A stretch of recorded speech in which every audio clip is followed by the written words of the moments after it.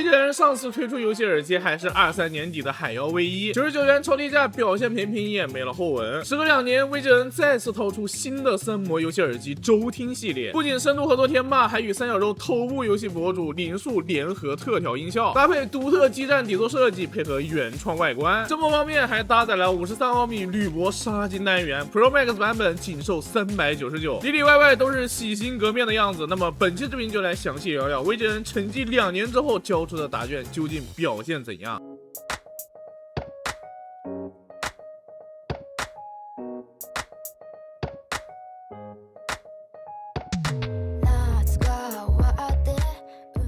出上手终于不是类飓风的模具了，周听的自研模具确实有点小巧思，通体白色，观感柔和，没有游戏耳机的攻击感。这样麦克风基本就能 cos 蓝牙 HiFi 耳机了。单元外壳带有简单的 RGB 灯环，还有月牙形的金属网孔装饰，整体设计干净清爽，非常耐看。耳机左侧安置了所有常用按键，右侧的抽听口旁边有2个金属触点，这就是周听系列的特色了。Pro Max 版本还多了一个多功能耳机底座，通过预埋的磁铁和凹刻，耳机能自然的锁定并开始充电。耳机的单元外侧还是柔性橡胶设计，防止刮伤。除了充电之外，这还是一个 USB Hub， 通过包装内附赠的线材连接电脑，能够扩展 2AEC USB 2的设计，非常适合插键盘、鼠标、手柄耳机等接收器，不会出现 USB 3接口干扰 2.4G 信号的问题。就是底座内部没有集成耳机接收器，还要单独插在外侧接口，有那么一点点遗憾。基站整体造型很有飞翼的感觉，与耳机同色。前侧的灯条和边侧灯环支持 RGB 神光同步，通过捉搭的慢反射，光效很有氛围感。纵观市场这种实用的基站设计，索尼古有 IF240R， 近有 WH-L600， 罗技也有 A50X 系列，但不是太古老，就是国内不卖，要么就是价格太高。VGN 周听在这几个里边算是非常有性价比。最重要的声音方面，VGN 周听 Pro Max 整体调音和林树深度合作，选择把低频通通做掉，整体低频被压得很克制，各类爆噪声和低频杂噪都被消得很弱，配合 1K 到2K 赫兹处的增益，也就是各类脚步声和枪声的基地频率范围，再加上高频克制的针对性增益和消低，整体听感偏向通透，游戏氛围的杂声都会被压低一头，打起来细腻感会更足，定位也会更加轻松。另外值得夸一嘴就是周听 Pro Max 的失真控制的非常好，最具代表性的 1K 赫兹处失真控制在 0.05%， 平均失真控制在 0.359%， 应该就是铝箔砂金单元的功劳。算上是同价 T0 的水平，就是 2.4G 模式下会有轻微底噪，但是这样的调音风格，听歌看电影就得单独再调一调。好在 VGN 的驱动算是这个价位最简单好用的那一档，居然不是公模驱动，哎